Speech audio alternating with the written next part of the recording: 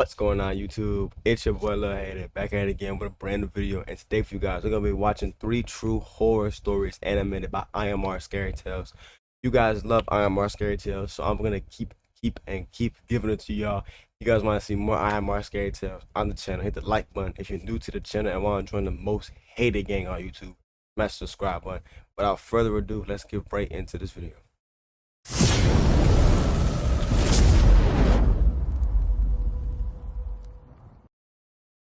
Alright, so to match the theme of the video, we got the room a bit more darker. So let's get into this. It was just another morning. The Florida sun was creeping up, birds making a racket outside, and the smell of coffee filled the house. Marlene was finishing up the dishes, half listening to the radio when the doorbell rang. I was in the other room, flipping through the morning paper, sipping my coffee, when I heard her footsteps heading toward the door. I heard her twisting the doorknob, followed by a creak. Somebody's at the door, probably a delivery guy, I assumed. But then, I didn't hear anyone speaking. The silence prevailed for 4 to 5 awkward seconds, and suddenly, a loud bang numbed my eardrums. I shot up from my chair, my heart slamming against my ribs as I ran to the door. And there she was, my wife, my beautiful Marlene, sprawled out on the floor, blood everywhere, her head twisted at an unnatural angle, her face, Jesus, her face. What the fuck? The hole where her eye used to be was just a dark, gory mess, blood soaking into the carpet and pooling around her body. Her mouth moved slightly like she was trying to say something, but no sound came, just those last rattling breaths and her trembling body. And then I saw it, the clown. It wasn't moving, just standing there, watching, holding a bouquet and 2 balloons, one of them red. The makeup was perfect, too perfect. The exaggerated red lips curved into a wide, unnatural smile. Hell no. It wasn't even a smile, rather a deadly, horrific grin. The eyes, God, the eyes, they were black, empty pits. It stood too still, too calm, like it wasn't even real. Like it was something out of a nightmare that had seeped into reality. My whole body went cold. The air felt thick, like something pressing against my chest, making it hard to breathe. Come on, bro. Joe's scream rang out behind me. My son, my goddamn son, running to his mother, slipping in her blood, trying to hold her broken face together like he could stop the life from leaking out of her. His hands trembled as he touched her, his fingers slipping over the raw, ruined flesh, his hands getting all wet from his mother's blood. I couldn't move, couldn't breathe. The world was spinning. The clown, slow as anything, turned, walked down the driveway, climbed into a car like it hadn't just killed my wife, as if it was just a daily chore.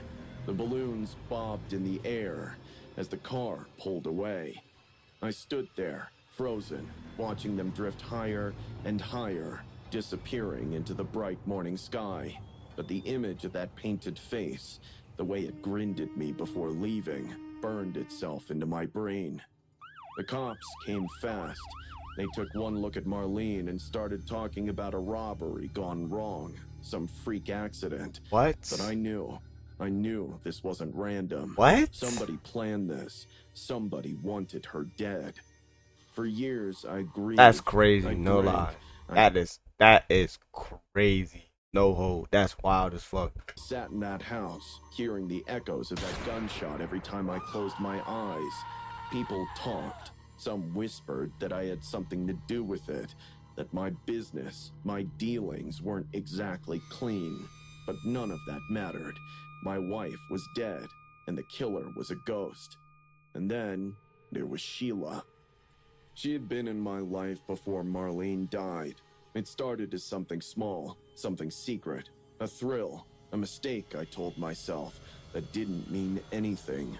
But Sheila wanted more, and Marlene was in the way. We got closer after Marlene's murder. We fell in love for real. We built a life together. got married, opened a restaurant. She made me believe I could start over. She made me believe I was safe. And then, after all those years, the cops showed up at our door. DNA evidence, new forensic testing, the truth dragged into the light. The woman I had loved, the woman I had trusted, Killed her wife. Sheila Keene Warren, had pulled the trigger that day. She Oh. dressed up like a nightmare, knocked on my door, handed Marlene those flowers, and shot her in the goddamn face. All I Holy remember is shit. that when the cops were taking her, the words that came out of her mouth were, I hated that woman. You are mine. You always were. What? I despised her. Michael, you are mine. Hell no. Bitch is crazy. What the fuck?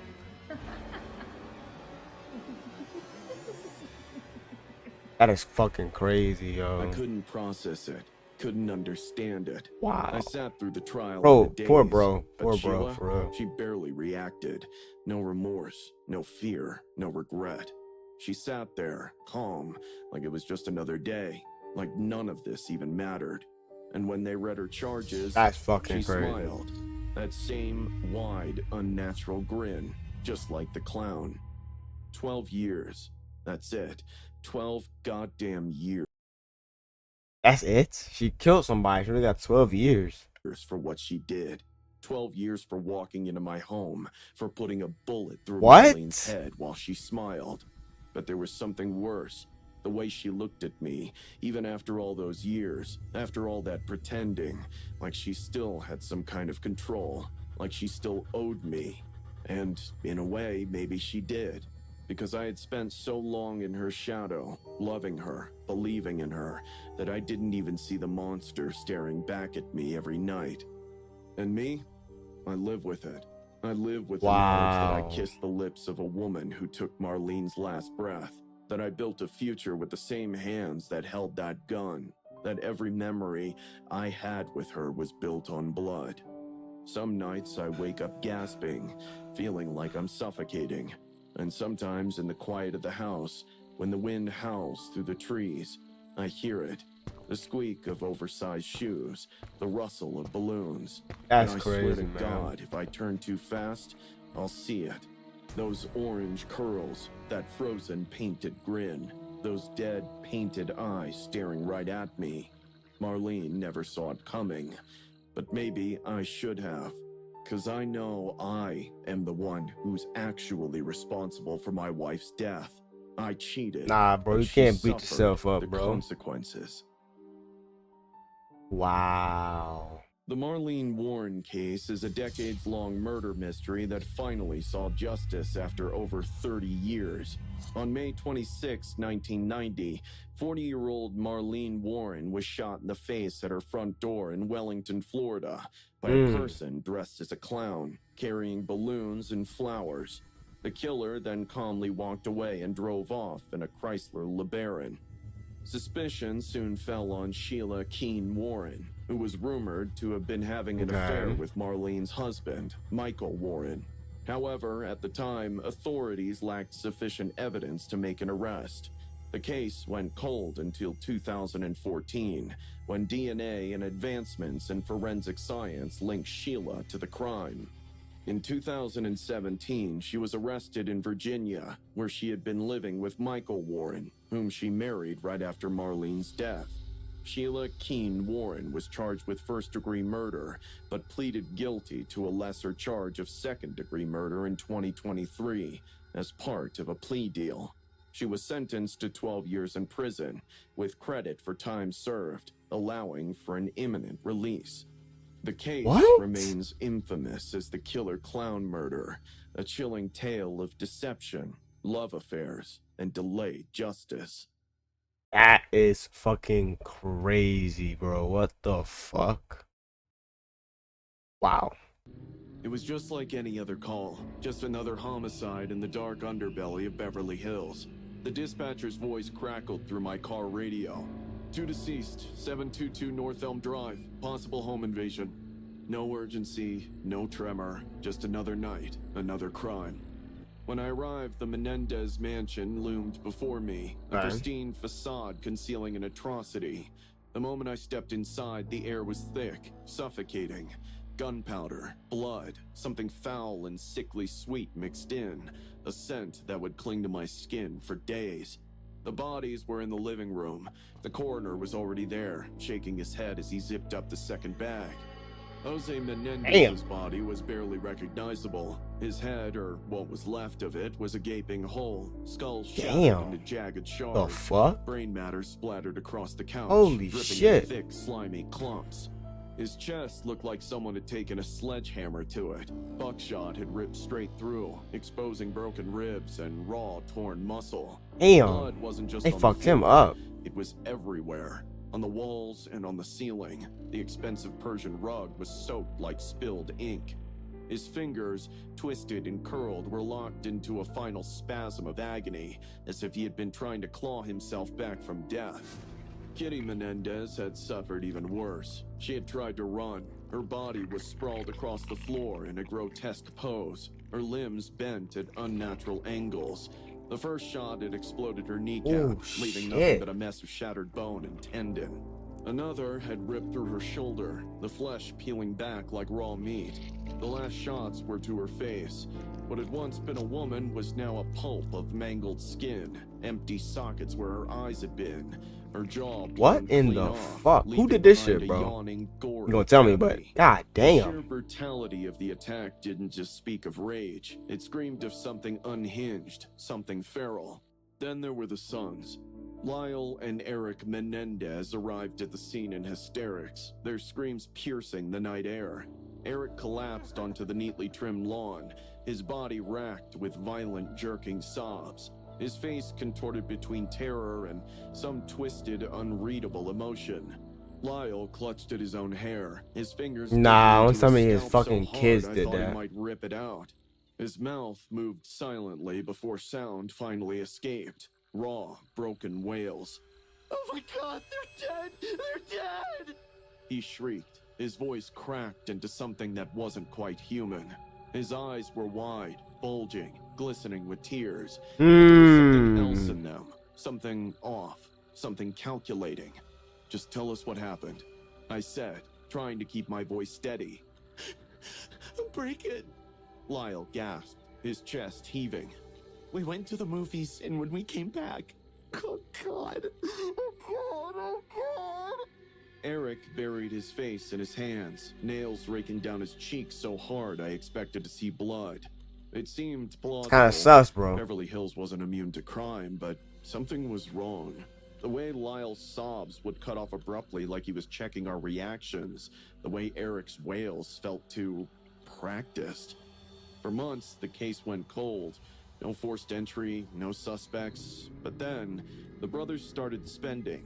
They weren't grieving sons. They were predators set loose. Rolex watches, luxury cars, designer suits. Interesting. Eric hired a full-time tennis coach. Lyle bought a restaurant. Their spending spree totaled hundreds of thousands of dollars. It stank of guilt, of arrogance, of boys who thought they had gotten away with it. But guilt That is does crazy. strange things to people. Eric cracked first. Dr. Jerome Oziel, a name I will never forget. Eric, racked with anxiety, had confessed everything to his therapist. In Wow. hushed, shaking whispers, he described that night. The moment they crept up behind their parents, the cold steel of the shotgun was heavy in their hands. He spoke of his father's startled expression, turning to horror as the first shot tore through him, of his mother's screams ripping through the house. He told Oziel about the way she had crawled, her nails scratching the hardwood, and that she had reached out to him, her own son, for mercy, and how he had pulled the trigger again and again until there was nothing left of her face but a wet, Your pulpy fucking kids, bro. mess of Outrageous. bone and flesh. And then he spoke of what came before. He spoke of the nights when Jose would creep into his room, a shadowed figure silhouetted in the dim glow of the hallway light, of how he would press a heavy hand over Eric's mouth, muffling the whimpers as he whispered threats, promises of pain if he ever spoke. He described the disgusting, suffocating feeling of his father's weight crushing him, the sickening warmth of his breath on his skin, the way the door would creak shut, trapping him in the darkness, in that horror, night What? after night. Lyle's story was worse. He had been the first. He had suffered longer. He talked about the beatings, the welts, the bruises that never healed, the way his father would laugh, a cold, cruel sound when he flinched, the way his mother did nothing, just sat there, drinking herself into oblivion while her sons were being ripped apart. He told the court how he would lie awake, staring at the ceiling, waiting for the footsteps, waiting for the nightmare to begin again. How he would watch his little brother suffer the same fate. How the rage built inside him, seething, festering. What, were they getting finally sexually exploded into assaulted something or like? unstoppable. Dr. Oziel Damn. hesitated, bound by patient confidentiality. He told no one at first, but then he told his mistress, Judalon Smith, and she told us. We arrested the Damn. brothers in March 1990. 1990. Lyle fought. Eric didn't. The trial that followed was a descent into something even darker than murder. The jury couldn't decide. The first trial ended in a deadlock. The second, in 1996, stripped them of their defense. The verdict was swift, guilty of first-degree murder. Life in prison, no parole. No parole. Justice, some called it. Others called it a tragedy. It is a Years later, tragedy. I still don't know what to believe. I know they planned it. I know they executed it. But I also know the look of a victim. And Eric Menendez had the eyes of someone who had lived through hell. Even now, sometimes I drive past that house. It's changed hands many times. Wow. But to me, it will always be soaked in blood. Sometimes I think I see shadows in the windows, lingering figures of the past. Maybe it's just my imagination. Or maybe some ghosts never rest. Damn. The Menendez brothers, Lyle and Eric, were convicted for the 1989 murders of their wealthy parents, Jose and Kitty Menendez, in their Beverly Hills home. Initially, the brothers claimed they were innocent, but later admitted to the killing. Bro looks innocent. Arguing they acted in self-defense after years of alleged abuse. The prosecution maintained they murdered for financial gain. Their first trial ended in a deadlock, but in Bro on the right looks guilty as hell. 1996, they were retried, convicted of first-degree murder, and sentenced to life in prison without parole. Damn. The case remains controversial, with ongoing debates over their motives and claims of abuse influencing public opinion. Wild. Wow, Menendez. The camera crew sets up, their equipment humming, and the harsh white lights make the prison walls seem even more lifeless. The journalist clears his throat, adjusting his recorder. He's trying to mask his nerves, but I see the way his fingers tremble slightly as he clicks his pen. The red recording light blinks. Ready? He asks, his voice steady but unsure. I nod. My throat is dry, my palms clammy. And then, just like that, I'm back there. It was hot that night, the air thick, damp, pressing down like an unseen weight. The kind of night that makes your skin itch, that makes the world feel wrong. Skylar was so happy. She sat in the back seat, smiling, laughing, oblivious. They killed that bitch in the back seat. She had no idea. She talked about the future, about college, about how they'd always stay together. Her voice was light, full of dreams. It almost made me hesitate. Almost. She slipped out her window at midnight, hoodie pulled over her head, slipping into the car like she always did. She smelled like vanilla perfume. I remember that. We drove deep into the woods. The road stretched endlessly, the trees closing in on us. The headlights cast long shadows, stretching and bending like something was lurking within them. Sheila, do you have a lighter? I asked, my voice barely a whisper. That was the signal. Sheila nodded. Skylar turned away for just a second, searching the ground. And that's when we struck. Oh, I plunged the knife into her side. The blade sliced through her skin like butter, sinking deep, cutting muscle, tearing through organs. Hot blood sprayed across my hands, sticky and thick. Skylar gasped, her mouth opening in shock before it twisted into agony. She shrieked a raw, ear-piercing sound. Her hands flew to the wound, her fingers trembling as they touched the deep gash in her side. Blood pulsed between them, spilling down her hoodie, Wow. soaking into the What fabric, in the turning fuck, it bro? dark and wet. She staggered forward, her knees buckling, but Sheila was on her before she could even process what was happening. The next stab went into her back, a crunch, then a wet squelch. Sheila yanked the blade out, and Skylar collapsed to her knees, shaking violently. Blood poured out of her, Damn, pooling bro. around her on the Motherfuckers getting stabbed, bro. I just don't get down with that shit, yo. dirt, sinking into the earth. Her eyes locked onto That's mine, fucked up. wide with confusion and betrayal. Her lips trembled, forming words she couldn't get out. Her breaths came in ragged gasps, thick with blood, each one weaker than the last. But she wouldn't die. She wouldn't stop moving. She's still breathing. Sheila hissed, wiping the blood off her face with the back of her hand. Skylar tried to crawl away, her fingers clawing at the dirt, nails breaking off as she struggled to drag herself forward. I stepped over her, lifting the knife high. My heart pounded, my vision blurred, my hands were slick, the handle of the knife almost slipping from my grip. Then, I brought it down, straight into her neck.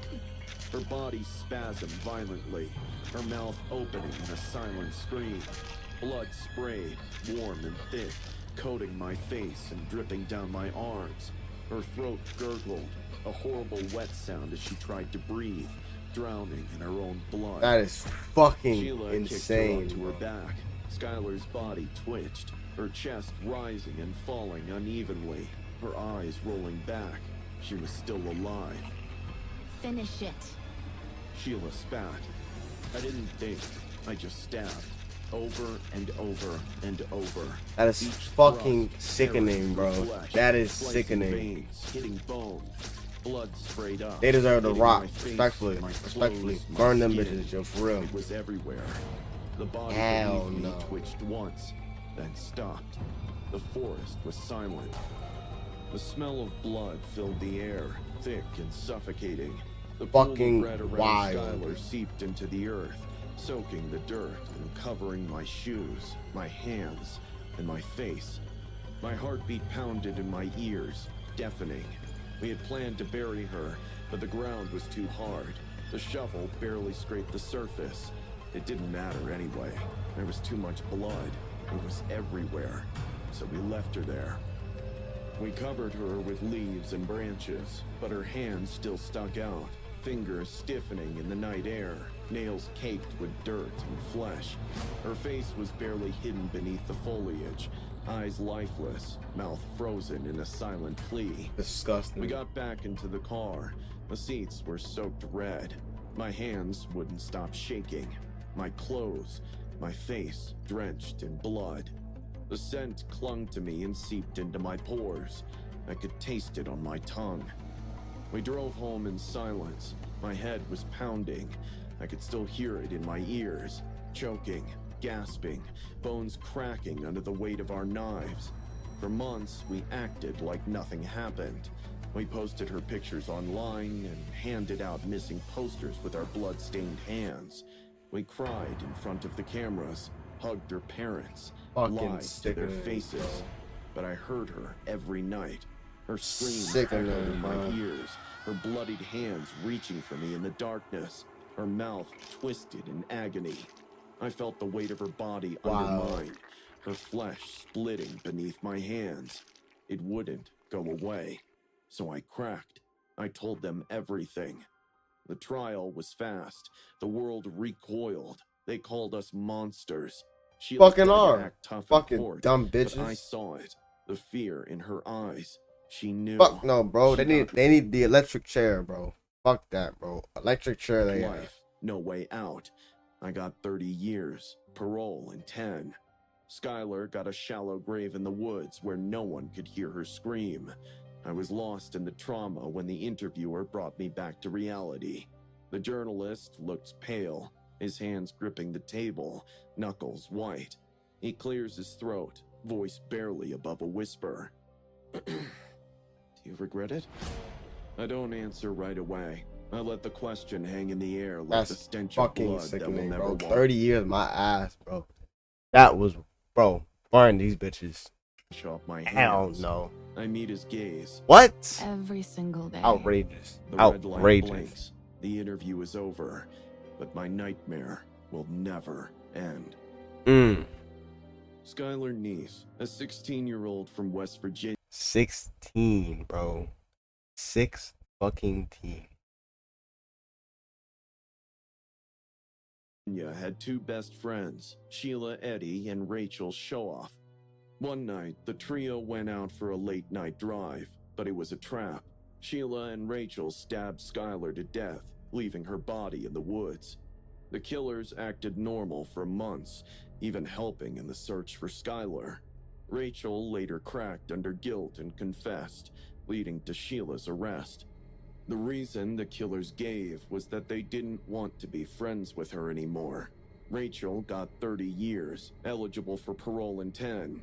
Sheila got life in prison with parole eligibility after 15 years. They were best friends. Skylar had no idea she was walking to her own execution. That is fucking crazy, bro. That is crazy. But that is IMR Scary Tales. That is, wow, insane. If you guys want to see more IMR Scary Tales on the channel, man, make sure you guys hit the like button. If you guys are new to the YouTube channel and want to join the most hated gang on YouTube, smash the subscribe button. We're closing in on 200 so fast. I thank you guys so much.